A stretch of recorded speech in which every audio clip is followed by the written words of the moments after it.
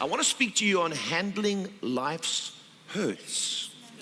Because everyone in this room is either hurting, was hurt, or will be hurt. And we must know how to handle life's hurts, because often they will come from your own family. Don't raise your hand this morning. How many would agree? Your church family, your own family, the people closest to you often hurt you the most. And you need to know what to do and how to handle it. I want to read about a young man who we know very well called Joseph, whose own family hurt him. And he had to learn to handle life's hurts. I want to speak to you today about getting past what you can't get over. Getting past what you can't get over. Because there's some things you can't get over. They're too deeply ingrained. But they shouldn't rule your life. You should learn how to get past them. Number one, and we're looking at the life of Joseph, so I'll keep referring to him. Don't let the presence of pain squeeze out the presence of God. The presence of pain will always try to squeeze out the presence of God.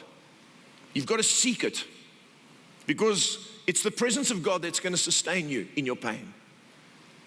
The Bible says 4 times that the Lord was with Joseph.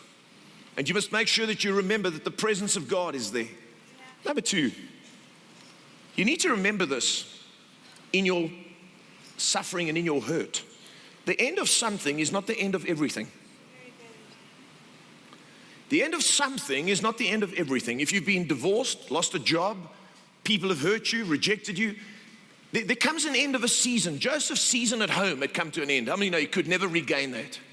But it wasn't the end of his life. Number 3, are you being helped today? When we are down to nothing, God is up to something. How many know Joseph went down into Egypt? It looked like everything was over. But when we are down to nothing, when we feel emotionally drained, God is up to something. And here's an interesting thing. Those who pushed him down would end up bowing down to him. You need to remember that. Anyone pushing you down at the moment? They're going to one day respect you. Number 4, the 4th thing that you need to do in handling your hurts to get past what you can't get over is don't throw away your tomorrows. Don't throw away your tomorrows. Don't allow the hurt to kill your vision of your future.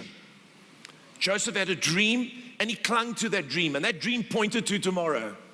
When you're hurting, one of the things you have to have is a vision of your future. In fact, write this down in your notes.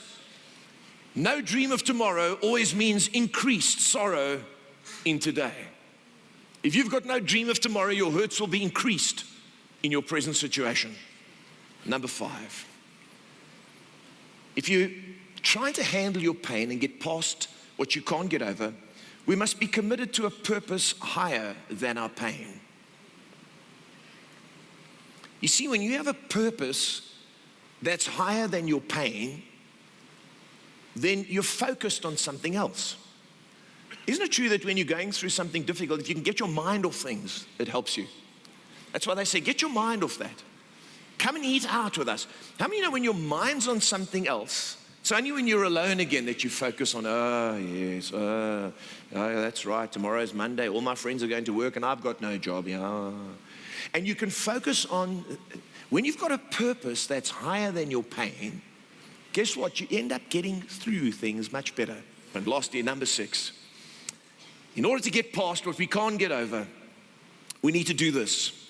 When we can't go further with people, let's go deeper with God. You see, sometimes you can't go further. Joseph couldn't fix up the problem because his brothers weren't there. And sometimes there's things you can't fix. People won't be open to reconciliation. They won't listen to your point of view. You can't reason with them. Don't hold on to your hurts more tightly. Don't hold on to people more tightly than you hold on to God.